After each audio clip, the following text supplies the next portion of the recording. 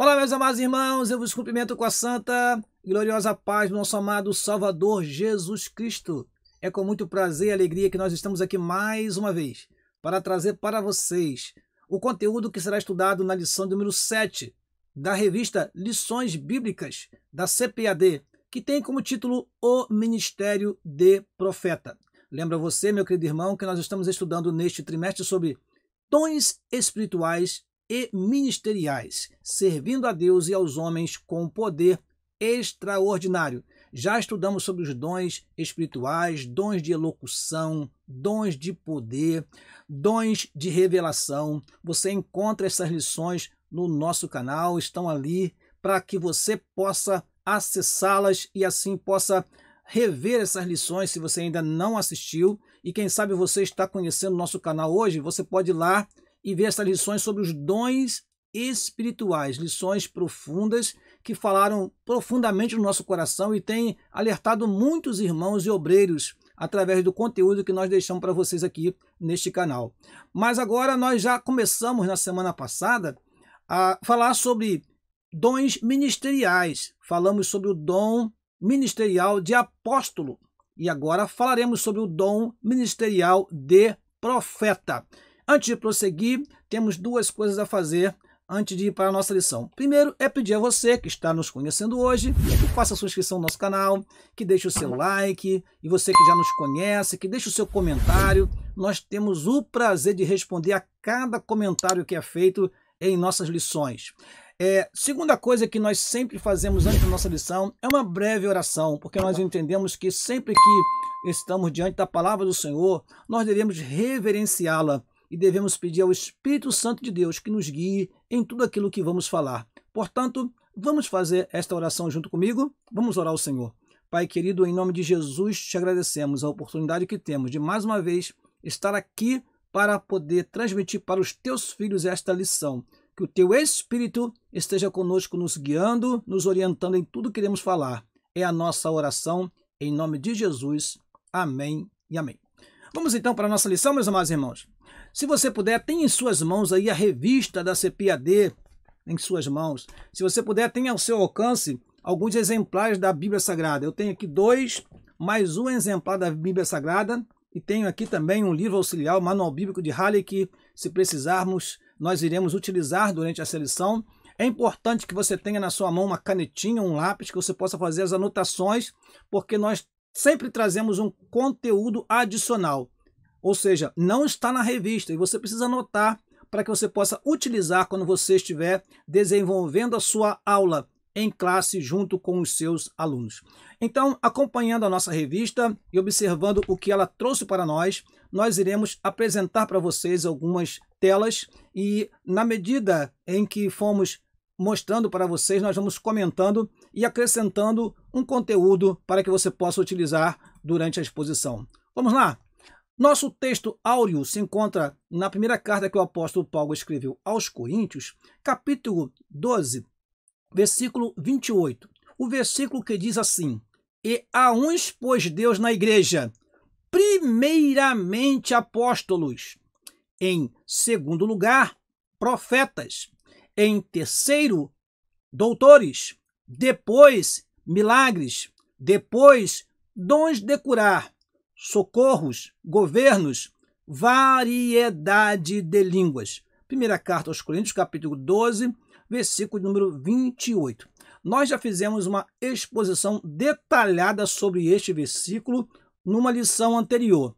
Se você quiser, você pode procurar no nosso canal. Quando nós falamos sobre o ministério de apóstolo, temos uma tela que explica exatamente o motivo de Paulo falar de tantos dons nesse versículo e mesclar aqui dom ministerial com dom espiritual e também com um dom que nós chamamos de dons de serviço.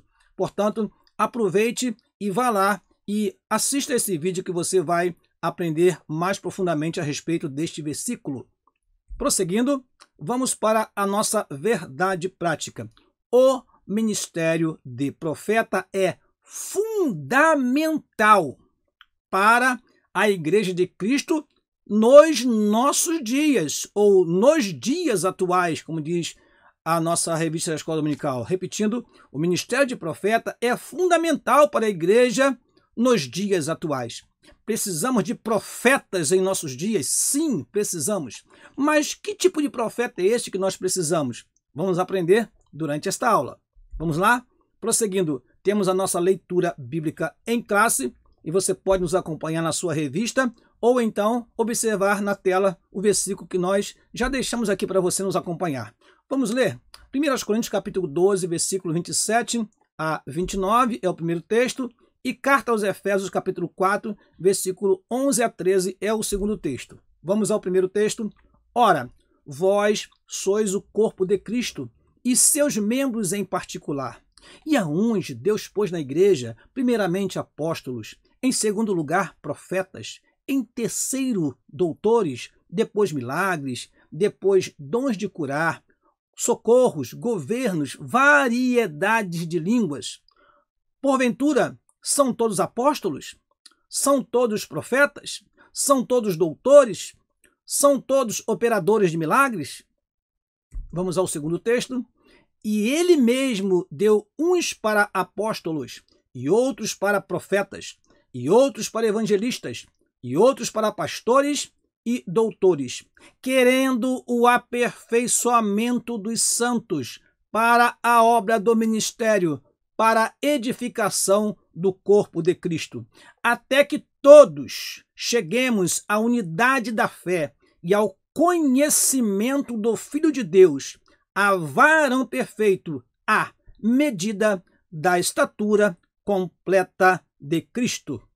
Vamos prosseguir e ir para o nosso objetivo geral. Qual é o nosso objetivo geral?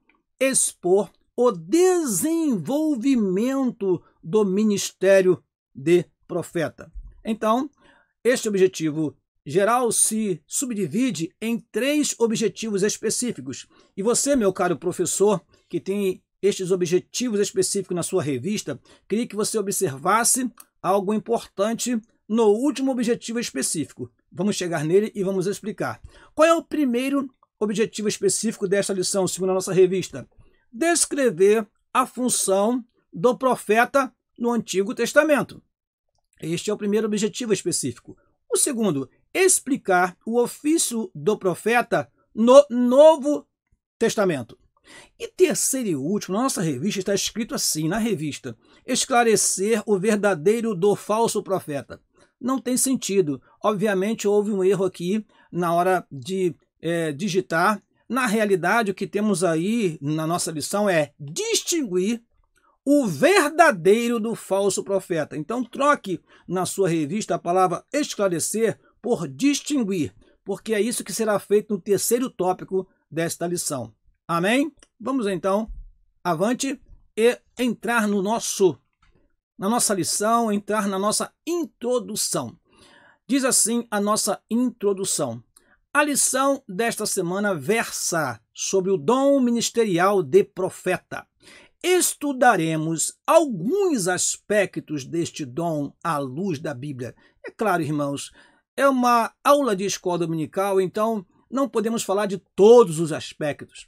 Então, se algum aspecto for esquecido, você deve entender que nós estamos abordando alguns aspectos deste dom à luz da Bíblia, mas também considerando o contexto histórico e cultural do Antigo e do Novo Testamento.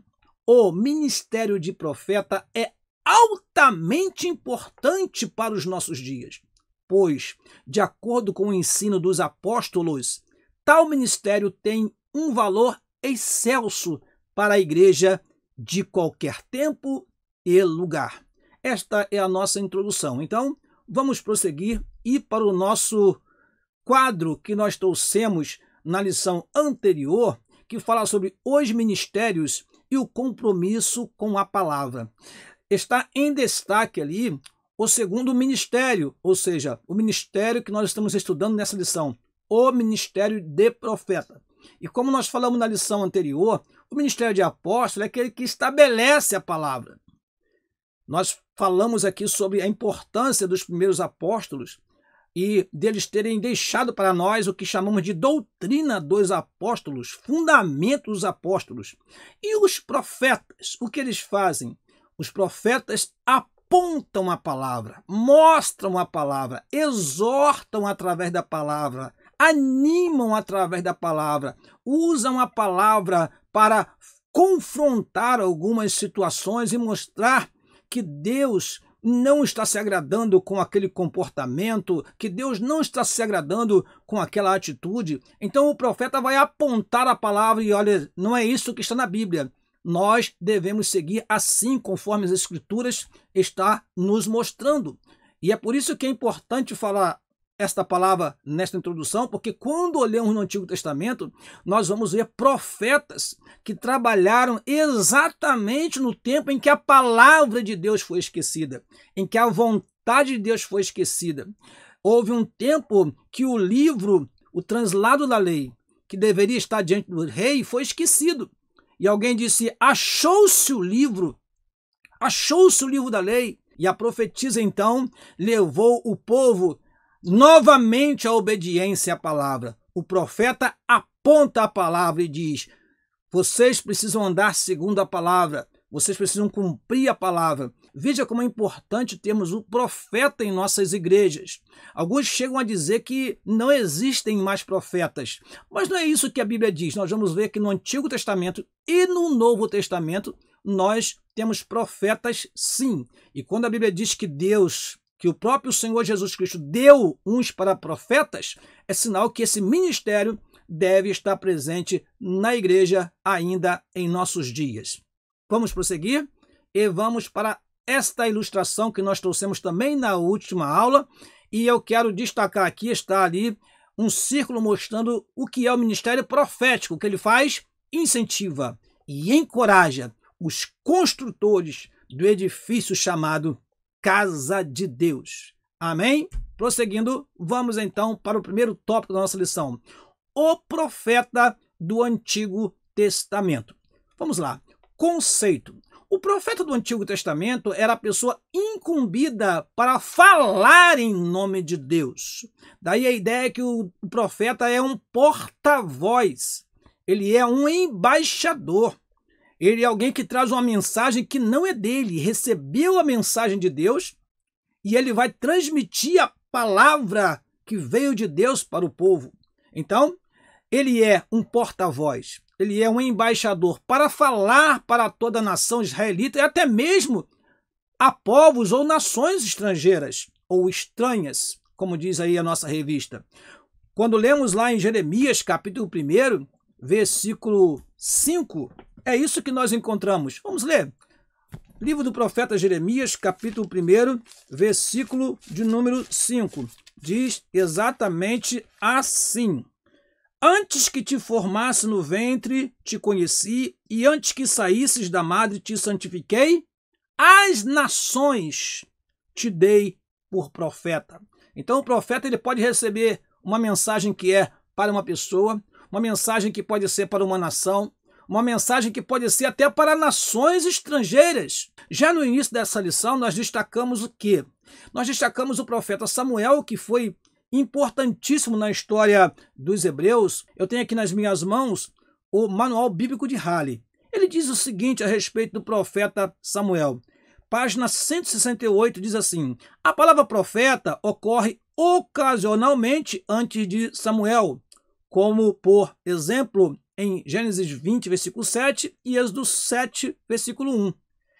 Mas Samuel, ao que parece, foi o fundador de uma ordem regular de profetas, mantendo escolas, primeiro em Ramá, depois houve tais escolas em Betel, Jericó e Gilgal, como está em 2 Reis, capítulo 2, versículo 3, versículo 5, e 2 Reis, capítulo 4, versículo 38.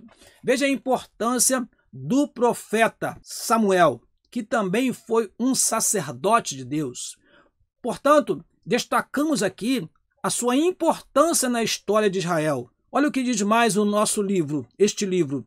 O sacerdócio estava quase todo corrompido e, simultaneamente com a organização do reino, Samuel, ao que parece, iniciou essas escolas como uma espécie de freio moral para sacerdotes e reis.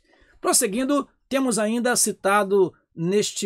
citados nesta tela Elias e Eliseu, a grande importância que esses profetas têm na história de Israel, e também destacamos aqui a profetisa Hulda, para mostrar aos irmãos que desde o Antigo Testamento Deus usa homens e mulheres na sua obra. Vamos prosseguir e vamos para o seguinte: como os profetas do Antigo Testamento eram chamados? É importante deixar isso aqui para os irmãos, apesar de não estar na nossa revista, dizer o seguinte: como que os profetas eram chamados e o que isso representava? Os profetas, além de ser chamados de profeta, é claro, eles eram chamados de homem de Deus. Homem de Deus. Este nome, ou essa nomenclatura, fala da sua relação com Deus. Eram homens enviados por Deus, eram homens usados por Deus, eram homens inspirados por Deus. Eles também são conhecidos, alguns profetas são citados como filho do homem, principalmente o profeta Ezequiel. Isso fala, irmão, da sua fraqueza e dependência. Filho do homem lembra da sua natureza frágil, lembra que o profeta ele precisa estar completamente na dependência de Deus para que ele não profetize de si mesmo, para que ele não fale por emoção, para que ele não fale da carne, como nós costumamos falar. O profeta no Antigo Testamento também era conhecido como vidente. E essa palavra vidente significa aquele que vê, ou seja, está relacionada ao quê? Às suas revelações. Está relacionada a quê? Às suas revelações e visões. O profeta é aquele que via. O profeta é aquele que recebia de Deus a revelação.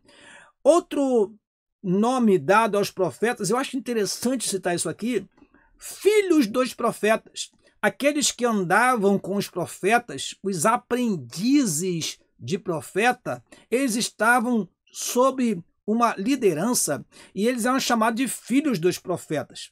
Eu acho interessante falar isso por quê? Porque nem sempre a palavra filho na Bíblia está falando de uma relação entre pai e filho natural, como nós pensamos. Às vezes a palavra filho fala aquele que está debaixo de, como filho da desobediência, como filho da ira. Filho da desobediência é aquele que está em desobediência. Filho da ira é aquele que está debaixo da ira. Portanto, filhos dos profetas nos fala de quê? De pessoas que estavam ali debaixo daquele ambiente sagrado que os profetas viviam. Eles andavam juntos, eles estavam em escolas. Isto mostra o quê? Que já havia relação mestre e discípulo entre eles. Quando o profeta Elias ia ser tomado, quando Eliseu conversa com os filhos dos profetas, nós podemos ver este texto no Sagrado, está lá em 2 Reis, no início do livro de 2 Reis, nós temos o quê? Palavras do próprio Elias e Eliseu. Vamos ver? Aqui, 2 Reis, capítulo 2, versículo de número 1, diz assim: sucedeu, pois que havendo o Senhor de levar Elias num redemoinho ao céu, Elias partiu com Eliseu de Gilgal. Gilgal era o local onde havia uma escola de profetas. Ele disse Elias a Eliseu: fica-te aqui, porque o Senhor me enviou a Betel, que era onde havia outra escola de profetas. Porém, Eliseu disse: vive o Senhor e vive a tua alma, que não te deixarei. E assim foram para a Betel, Então os filhos dos profetas que estavam em Betel, saíram a Eliseu e lhe disseram: sabes que o Senhor hoje tomará o teu senhor por cima da tua cabeça? E ele disse: também eu sei, calai-vos. Que maravilha! Entre eles já se sabia o que ia acontecer, porque eles eram filhos dos profetas, eles conheciam, eles conviviam com os profetas Elias e Eliseu. E versículo 4, e Elias lhe disse: Eliseu, fica aqui, porque o Senhor me enviou a Jericó. Porém ele disse: vive o Senhor e vive a tua alma, que te não deixarei. E assim vieram a Jericó. Então os filhos dos profetas que estavam em Jericó se chegaram a Eliseu e lhe disseram: sabes que o Senhor hoje tomará o teu senhor por cima da tua cabeça? E ele disse, também eu o sei, calai-vos. Veja, irmãos, que interessante isso. A relação que havia entre os profetas e os filhos dos profetas, aqueles que andavam com os profetas, aqueles que estavam aprendendo para se comportarem como profetas de Deus diante dos reis, diante dos magistrados. Havia uma relação interessante aí, que representa o quê? O aprendizado. Hoje nós vemos tantos profetas, irmãos, que se dizem profetas de Deus e que não querem aprender. Profetas que não querem ouvir a liderança. Profetas que não querem obedecer ao seu pastor.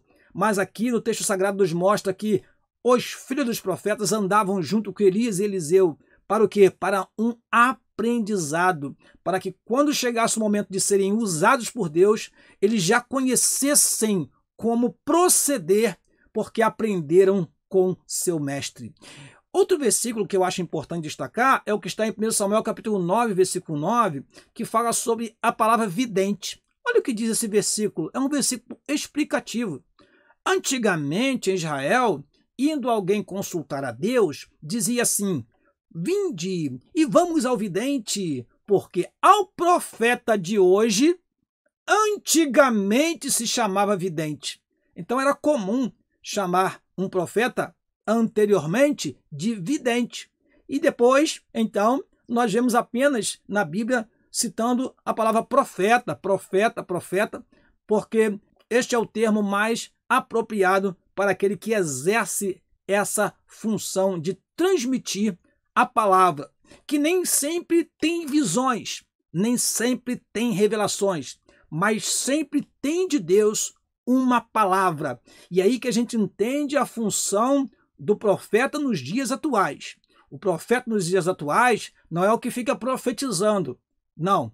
Nós devemos distinguir o ministério de profeta do dom de profecia. Aquele que, sob a inspiração de Deus, recebe uma palavra de Deus e entrega uma profecia naquele momento do culto, naquele momento da efusão, do poder derramado na igreja, esse tem o dom da profecia.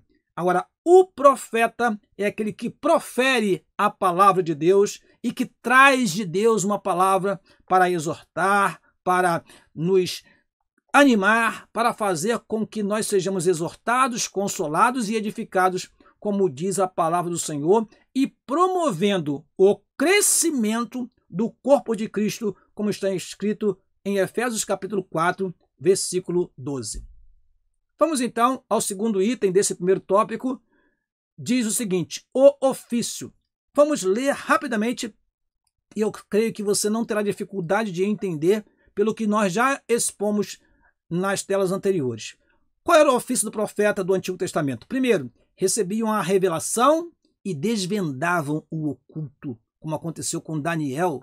Revelou o segredo, veio de Deus. Deus revelou, Deus mostrou. Segundo, anunciavam juízos divinos. Terceiro, emitiam conselhos e advertências divinas. Quarto, iniciavam a profecia de várias formas. Era muito comum dizer o quê? Veio a mim a palavra do Senhor, ou assim diz o Senhor. Quinto, recebiam visões simbólicas, como aconteceu com Daniel e com Jeremias. Irmãos, são visões maravilhosas.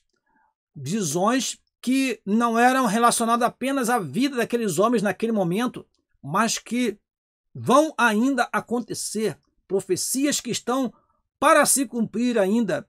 E por último, meus amados irmãos, aqui é o sexto item, transmitiam mensagens por atos proféticos. Cá em Jeremias, no capítulo 28, versículo 10, nós veremos que Jeremias tinha um jugo de madeira. Esse jugo, ele significava o quê? Quando os povos venciam o seu inimigo, eles colocavam uma trave e as pessoas passavam, os soldados passavam por debaixo daquela trave no sentido da submissão.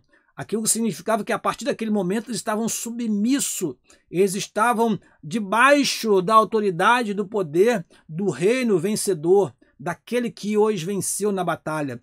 Isso representava algo importante para os judeus. Por isso, era muito comum na vida do profeta Ezequiel, principalmente, os atos simbólicos. Isso também aconteceu na vida de Jeremias e de outros profetas, como Oséias também. Então, os profetas do Antigo Testamento transmitiam mensagens através de atos simbólicos também.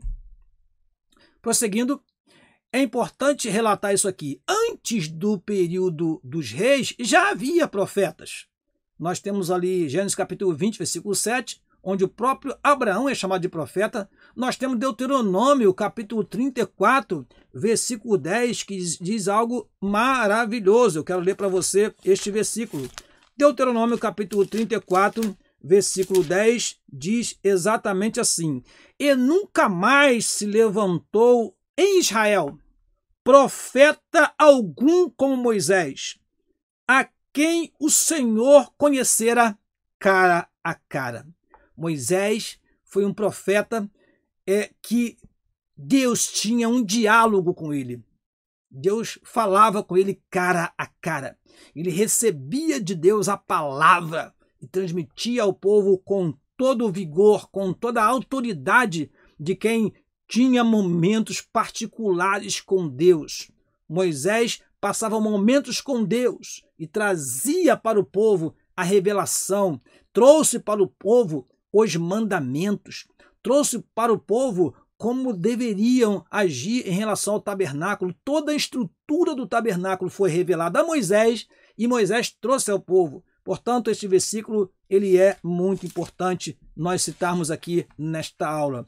Êxodo capítulo 15, versículo 20, mais uma vez, nós vemos citado aqui uma profetisa. E quem é essa profetisa? Vamos ler? Êxodo 15, versículo 20.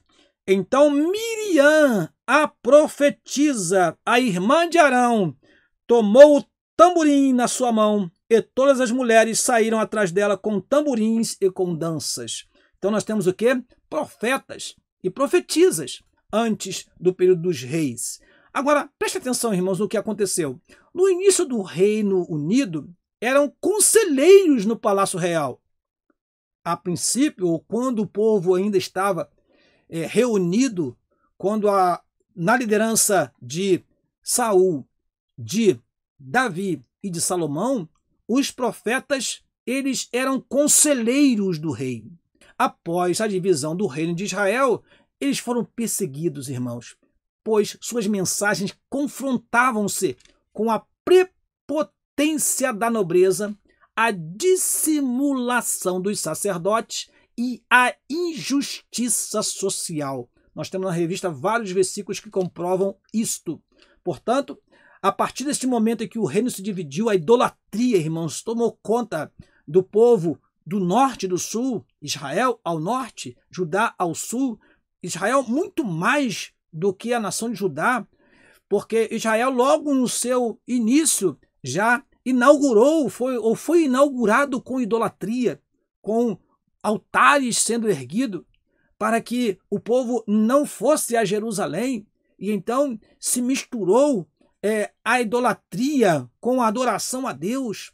Isso fez com que Deus levantasse profetas para combater aquele momento difícil que o povo estava vivendo debaixo de líderes, de reis que não temiam ao Senhor. Vale lembrar o castigo que estava determinado sobre os falsos profetas. Deuteronômio capítulo 18, versículo 20 diz assim: Porém, o profeta que tiver a presunção de falar alguma palavra em meu nome, que eu não tenha mandado falar, ou que falar em nome de outros deuses, esse profeta morrerá. Deuteronômio capítulo 18, versículo 20. Portanto, o castigo para os falsos profetas era a morte. Era a morte. Prosseguindo, vamos então falar sobre o profetismo, que na verdade é um resumo do que nós já falamos aqui.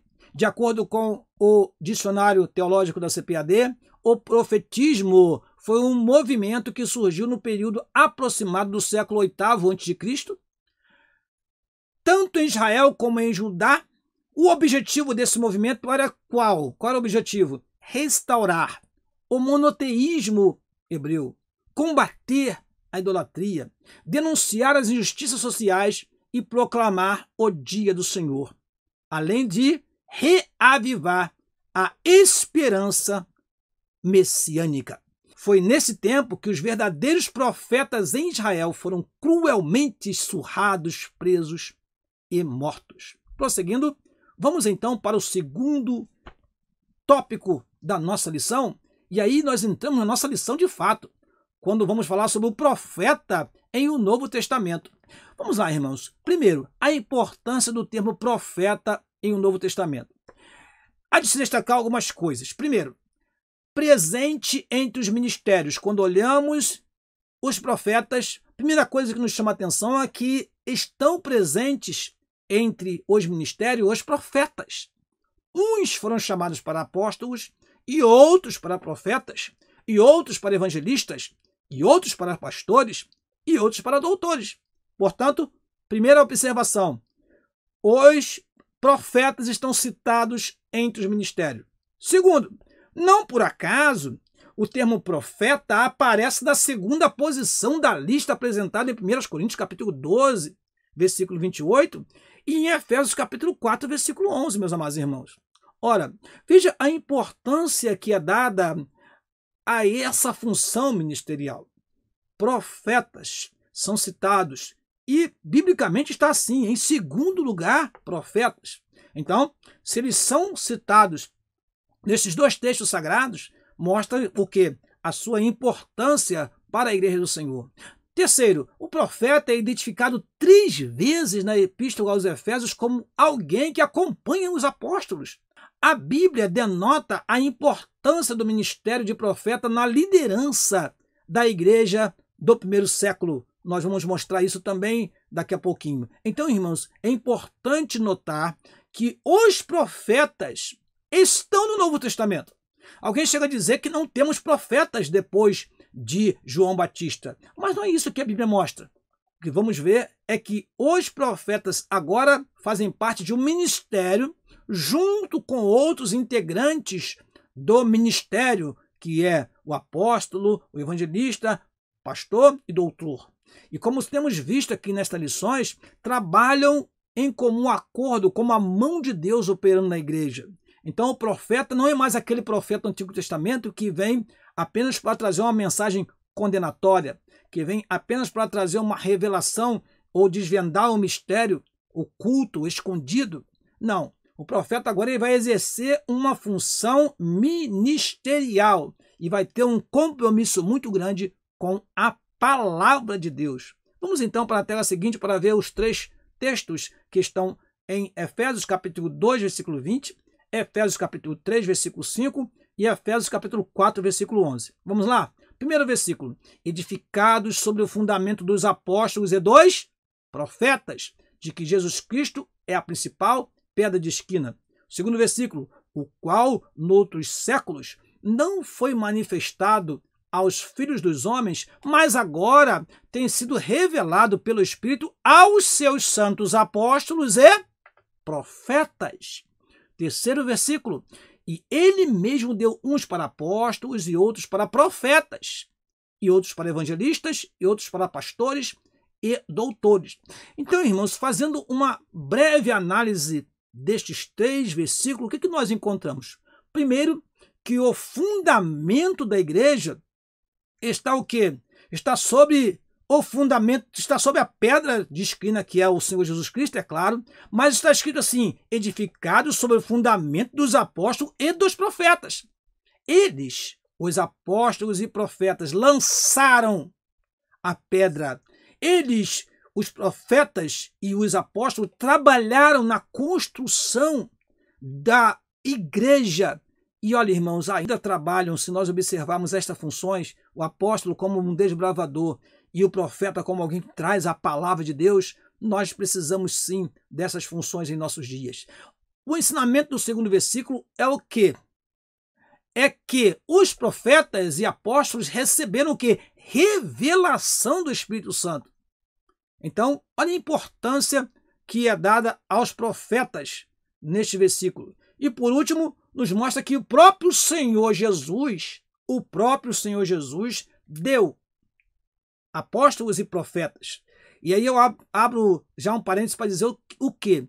Que após João Batista, quem veio? o próprio Senhor Jesus Cristo, que é o profeta por excelência.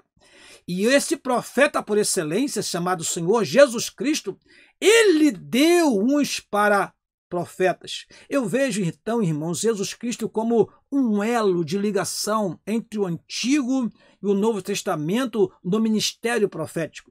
João foi o último dos profetas em relação ao trabalho dos profetas, ao ofício dos profetas no Antigo Testamento até João. Veio o Senhor Jesus Cristo, o profeta por excelência. E ele mesmo deu à igreja apóstolos e profetas, como um processo de continuidade, para que a palavra de Deus continuasse vindo para a sua igreja, alimentando-a, fortalecendo-a, sendo que o seu fundamento, o seu sustentáculo, e também fazendo com que em alguns momentos, quando o povo se esquecer da palavra, o profeta esteja ali para apontar a palavra e dizer assim: volte-se para a palavra, igreja, e vamos esperar as promessas de Deus que nelas estão escritas. Amém? Prosseguindo, vamos então para o segundo item do segundo tópico. O ofício do profeta neotestamentário. Qual é o ofício do profeta neotestamentário? Vamos entender? Primeiro é o quê? Proclamar e interpretar a palavra de Deus por vocação divina com vistas à admoestação, exortação, ânimo, consolação e edificação da igreja. Segundo, como no Antigo Testamento, eles estão também com uma responsabilidade de quê? De desmascarar pecado, de proclamar a justiça, de advertir quanto ao juízo vindouro e combater o mundanismo e frieza espiritual entre o povo de Deus. Então, meus amados irmãos, o profeta do Novo Testamento também tem essa função de estar o quê? Alertando o povo de Deus, despertando o povo de Deus, abrindo os olhos do povo de Deus para as realidades expressas na sua palavra, para que o povo não se desvie do propósito que Deus tem para com a sua igreja amada. E por último tópico, o último tópico deste item, ou o último tópico desta tela, diz o quê? Por causa da mensagem de justiça que o profeta apresenta em tempos de apostasia e confusão espiritual, inclusive na igreja, não há outro jeito, meus amados irmãos. Ele fatalmente será rejeitado e perseguido por muitos. O profeta de Deus, ele, em um momento de apostasia como este que nós estamos vivendo agora, no momento em que as pessoas esquecem-se de Deus, em que as pessoas abandonam a fé e começam a falar mal do Evangelho e desacreditar das promessas que Deus tem para nós, o profeta verdadeiro, ele vai manter a sua palavra, ele vai mostrar a verdade, e por isso ele pode também em nossos dias ser perseguido e rejeitado, como foram os profetas do Antigo Testamento em momentos de crise, em momento de idolatria do Antigo Testamento, e agora o que nós vemos é no momento da apostasia. Os verdadeiros profetas de Deus estão sendo criticados, estão sendo vistos como alguém que está vendendo ilusão para as pessoas, quando na verdade ele está sustentando a verdade da palavra que recebeu de Deus. Vamos então para o terceiro item do segundo tópico, o objetivo do dom ministerial de profeta. O profeta é chamado por Deus para levar a igreja de Cristo a uma plena maturidade cristã, pois, como um organismo vivo, a igreja, o corpo de Cristo, deve desenvolver-se para a edificação em amor. Isso está na carta aos Efésios, no capítulo 4, no versículo 12 e 16, principalmente, quando olhamos que o Senhor Jesus Cristo escolheu ou deu estes ofícios, deu estes ministérios, podemos falar assim, para ser mais claros, deu esses ministérios à igreja, deu com um propósito e nós não podemos fugir dele, porque assim nós estaremos seguindo o que a própria palavra de Deus tem para nós. Diz assim, Efésios capítulo 4, versículo 12 e 16, vou ler apenas esses dois versículos. Diz assim, querendo o aperfeiçoamento dos santos para a obra do ministério, para a edificação do corpo de Cristo. E o versículo 16, do qual todo o corpo bem ajustado e ligado pelo auxílio de todas as juntas, segundo a justa operação de cada parte, faz o aumento do corpo para a sua edificação em amor. Prosseguindo, os profetas transmitem a revelação divina, quer interpretando o Antigo Testamento, isso acontecia naquela época, quer trazendo uma nova inspiração, como João, que escreveu o único livro profético do Novo Testamento, o Apocalipse. Por que eu acrescentei essa informação aqui? Alguém pode falar assim, mas para que profeta no Novo Testamento? Foi exatamente para isso. Naquele momento, era necessário que houvesse profetas para que interpretasse texto do Antigo Testamento e mostrasse para o povo daquela época, a igreja que estava nascendo, as verdades que estavam sendo cumpridas na pessoa do Senhor Jesus Cristo e na sua igreja também. Portanto, por isso que os profetas geraram o quê? Revelações divinas que estão também na palavra de Deus agora para nós. Olhamos João como um verdadeiro profeta de Deus. Podemos olhar o apóstolo Paulo em alguns momentos como um verdadeiro profeta de Deus. O que o apóstolo Paulo trouxe para nós em 1 Tessalonicenses capítulo 4, versículo 13 a 17, é uma verdadeira revelação de Deus. Eu vou ler esse texto para você. 1 Tessalonicenses capítulo 4, versículo 13 a 17, diz assim: Não quero, porém, irmãos, que sejais ignorantes acerca dos que dormem, para que não vos entristeçais como os demais, que não têm esperança, porque se cremos que Jesus Cristo morreu e ressuscitou, assim também aos que em Jesus dormem, Deus os tornará a trazer com ele. Dizemos-vos, pois, isto pela palavra do Senhor, que nós, os que ficarmos vivos para a vinda do Senhor, não precederemos os que dormem, porque o mesmo Senhor descerá do céu com alarido e com voz de arcanjo e com trombeta de Deus, e os que morreram em Cristo ressuscitarão primeiro. Depois nós, os que ficarmos vivos, seremos arrebatados juntamente com eles nas nuvens, a encontrar o Senhor nos ares, e assim estaremos sempre com o Senhor. 1 Tessalonicenses capítulo 4, versículo 13 ao versículo 17. O que é isso para nós, irmãos? Isso é uma verdadeira profecia. Paulo recebeu esta revelação de Deus, está transmitindo para nós esta profecia, que é o quê? Como acontecerá, ou o que acontecerá no momento em que Jesus Cristo voltar. Por isso, nós podemos dizer que muitas das palavras do apóstolo Paulo foram verdadeiras profecias. A palavra do apóstolo Pedro foram verdadeiras profecias. Quando Pedro escreve na segunda carta, o capítulo 3, sobre a vinda do Senhor, nós temos ali uma verdadeira profecia. Então, os profetas trouxeram para nós o quê?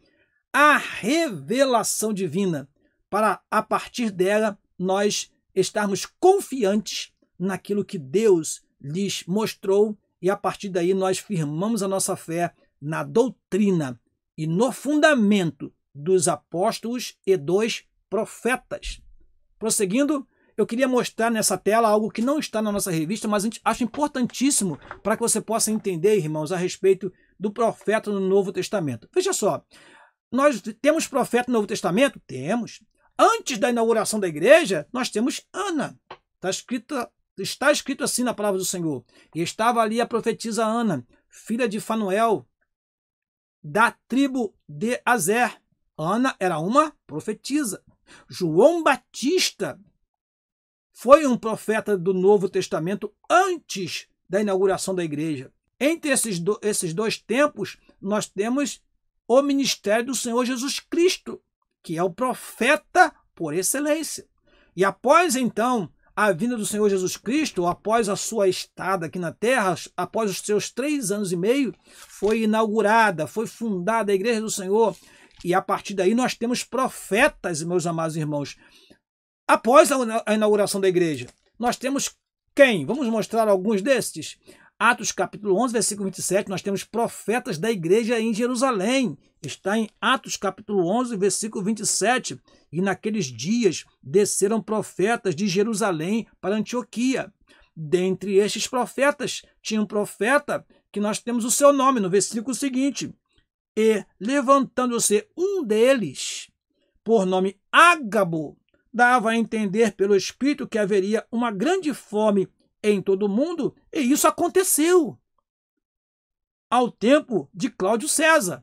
Então nós temos o profeta Ágabo, que também vai profetizar em Atos capítulo 21, versículo 10, ele também vai proferir uma profecia. Atos capítulo 21, versículo 10 está escrito: e demorando-nos ali por muitos dias, chegou da Judéia um profeta por nome Ágabo, e vindo ter conosco, tomou a cinta de Paulo, ligando-se os seus próprios pés e mãos, e disse: isto diz o Espírito Santo, assim ligarão os judeus em Jerusalém o varão de quem é esta cinta, e o entregarão nas mãos dos gentios. Ágabo profetizou aqui no Novo Testamento, na era da igreja.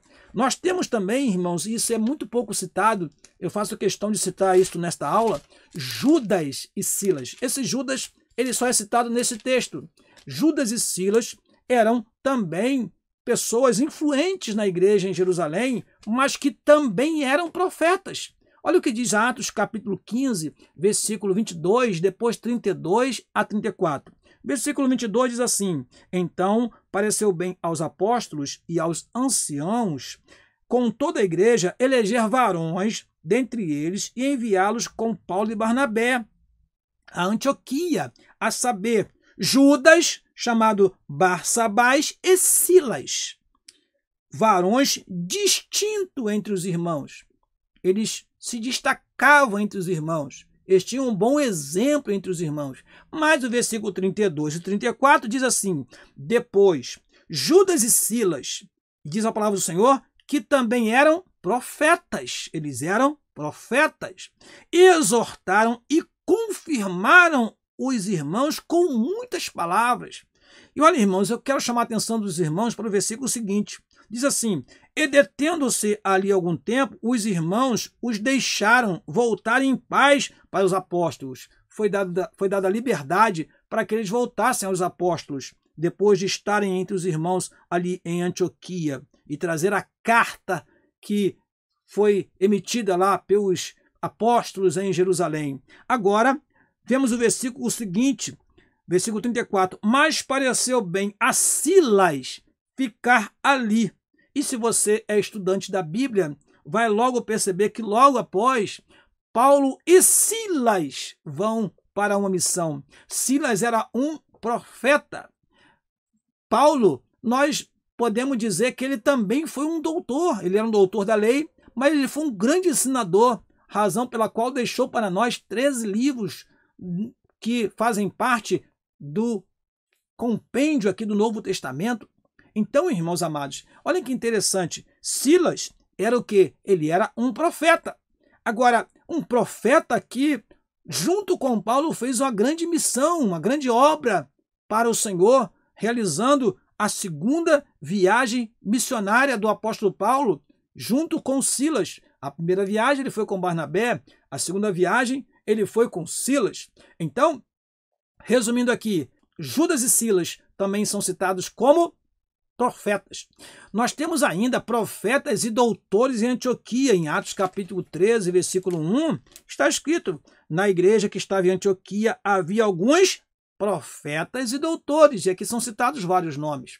Também nós temos em Atos capítulo 21, versículo 9, mais uma vez aqui, mostrando como o Senhor valoriza o papel feminino na igreja, que Atos 21, versículo 9, nos fala de jovens, 4 filhas virgens de Filipe, que em Cesareia eram usadas por Deus em profecia. E olha o que diz a palavra do Senhor, Atos 21, versículo 9.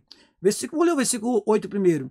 E no dia seguinte partiu dali Paulo, e nós que com ele estávamos, chegamos a Cesareia. E entrando em casa de Felipe, o evangelista, que era um dos 7, ficamos com ele. E tinha este 4 filhas donzelas que profetizavam. Então, meus amados irmãos, nós temos profeta no Novo Testamento? Temos sim. Temos atuando na igreja os profetas. Então, alguém dizer que não existiu mais profeta depois de João, não é verdade. Na verdade, o ofício profético, como era exercido no Antigo Testamento, não temos mais. Mas agora nós temos porta-vozes da palavra do Senhor, atuando na igreja desde o dia de Pentecostes em diante. Eles estão sendo usados por Deus para nos trazer a palavra do Senhor. Indo então para o último tópico da nossa lição, discernindo o verdadeiro do falso profeta, o verdadeiro profeta do falso. Bom, vamos então ser bastante breves nessa parte da lição, porque acreditamos que o conteúdo maior nós já passamos para os irmãos e agora é apenas uma observação importante e talvez um alerta para os irmãos. Primeira coisa, irmãos, simplicidade e arrogância. O verdadeiro profeta, irmãos, ele é simples. Ele é marcado pela simplicidade, pela singeleza, pelo amor, como ele transmite as palavras. Então a nossa revista fala que o verdadeiro profeta tem simplicidade e amor com as suas palavras, ainda que a palavra seja de juízo, pois serve ao Deus de amor. Eu queria lembrar, irmãos, das palavras do Senhor Jesus Cristo em Mateus, no capítulo 23, versículo 37. É um versículo bonito que fala do desejo do Senhor Jesus Cristo, apesar de ser um profeta. Olha o que ele diz: Jerusalém, Jerusalém, que matas os profetas e apedrejas os que te são enviados. Quantas vezes quis eu ajuntar os teus filhos como a galinha ajunta os seus pintos debaixo das asas, e tu não quiseste. Ou seja, apesar da palavra de juízo, a palavra de rigor que o Senhor Jesus Cristo trouxe aqui nos versículos anteriores, nós temos aqui em Mateus capítulo 23, muitos ais. Ai de vós, escribas, fariseus, ai de vós, mas o Senhor Jesus Cristo mostra o seu grande amor. Jerusalém, eu queria te ajuntar como uma galinha junta os seus pintos. Então, irmãos, primeira coisa é que aquele que é profeta de Deus, ele fala com amor, ele profetiza com amor, ele transmite a mensagem de Deus com amor. Ele faz como Jeremias, que chorava junto ao povo. Nós temos um livro chamado Lamentações de Jeremias. Jeremias sofreu junto com o povo. Não é aquele que vem apenas na nossa igreja para bater na igreja. Às vezes a pessoa vem e só sabe pregar, marretando, falando palavras grosseiras. Isso não é de Deus, meus amados irmãos. Isso não provém de Deus. Isso é obra do homem. Essa grosseria que nós temos de alguns profetas, ou que se dizem profetas. Do profeta, a palavra sai com amor, sai com lágrimas e leva o povo ao verdadeiro arrependimento. Já o falso profeta só pensa em si, em seu status e benefícios, profetiza objetivando a autopromoção, mente, ilude, engana. Lembramos-nos de Ananias, o profeta mentiroso que enfrentou Jeremias. É uma história muito interessante. Eu recomendo que os irmãos leiam todo o capítulo. Pode ler todo o capítulo. Este profeta Ananias que desafiou o profeta Jeremias. O profeta Jeremias havia profetizado já que o cativeiro seria de 70 anos. E vem o profeta falso e diz que o cativeiro vai ser de 2 anos. E o mais interessante desta história é que isso aconteceu no 5º mês. Esse embate entre Ananias e Jeremias. E diz a palavra do Senhor que ao 7º mês este profeta morreu. Perigoso. Porque a palavra de Deus diz que o falso profeta haveria de morrer. E assim a palavra de Deus se cumpre. E nós temos que ter cuidado com isso, irmãos. Eu lembro aos irmãos também sobre Micaías. É importante que os irmãos depois leiam esse texto.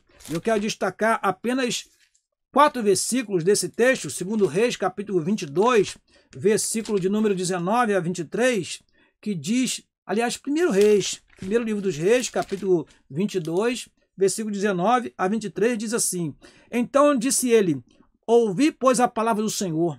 Vi ao Senhor assentado sobre o seu trono, e todo o exército do céu estava junto a ele, à sua direita e à sua esquerda. E disse o Senhor, quem induzirá Acabe a que suba e caia em Ramote de Gileade? E dizia um desta maneira e outro doutra. Então saiu um espírito e se apresentou diante do Senhor, e disse, eu o induzirei. E o Senhor lhe disse, com quê? E disse ele, eu sairei e serei um espírito de mentira na boca de todos os seus profetas. E ele disse, tu o induzirás e ainda prevalecerás. Sai e faze assim. Esta história muito interessante, ela nos mostra que, de fato, nesses versículos que acabei de ler, para os irmãos que muitas vezes, irmãos, a mentira está na boca dos profetas e nós, às vezes, não percebemos porque nos iludimos com algo que nós vamos ver daqui a pouquinho na próxima tela. Então, tomemos cuidado, porque às vezes a mensagem que agrada não é a mensagem que vem de Deus. Aqui, Acabe queria ouvir uma mensagem agradável. Irmãos, Acabe é um exemplo de muitos crentes que mesmo andando errado, muitos crentes, mesmo andando errado, querem ouvir mensagem de bênção, de vitória. E Acabe já sabia que Deus não ia trazer para ele uma mensagem maravilhosa, porque ele não temia o Senhor.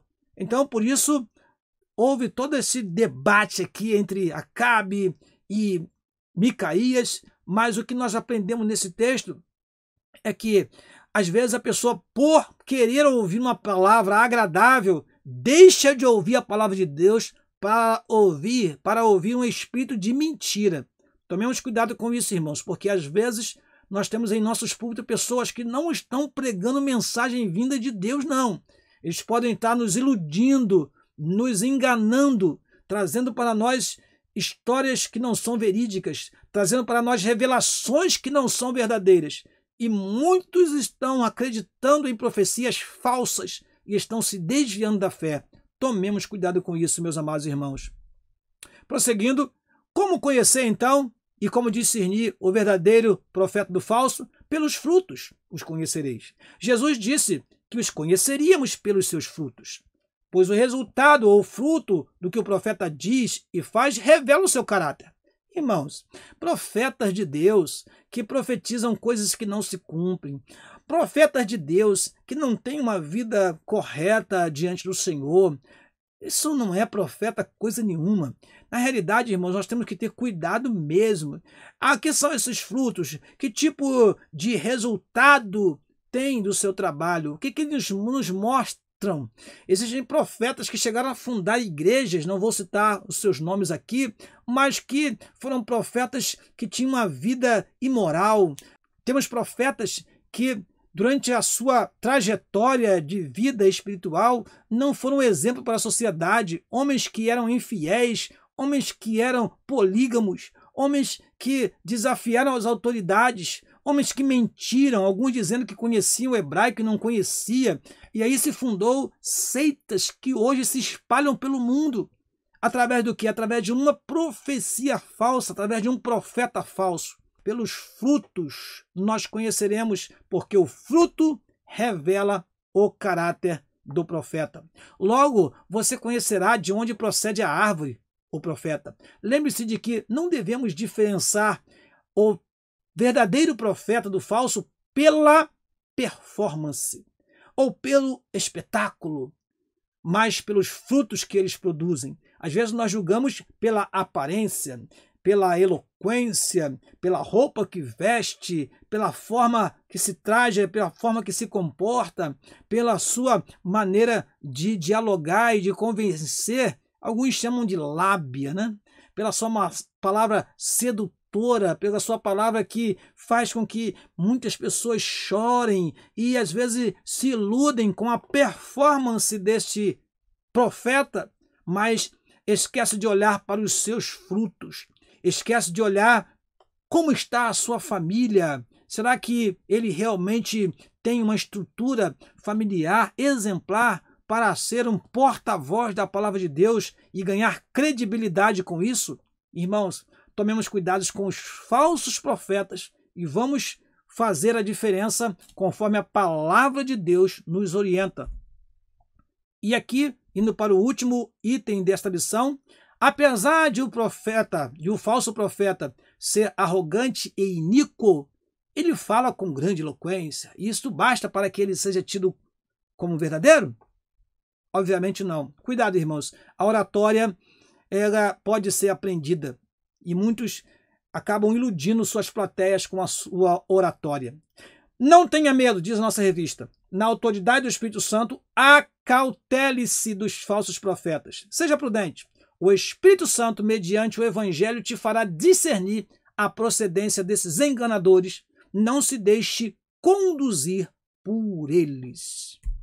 Vamos então à nossa conclusão, que diz o seguinte: acabamos de estudar o exercício do ministério de profeta no Antigo e no Novo Testamento, é claro, de forma resumida. Vimos que tal ministério, juntamente com o dos apóstolos, era um dos pilares na liderança da igreja do primeiro século, como vimos em Efésios capítulo 2, versículo 20.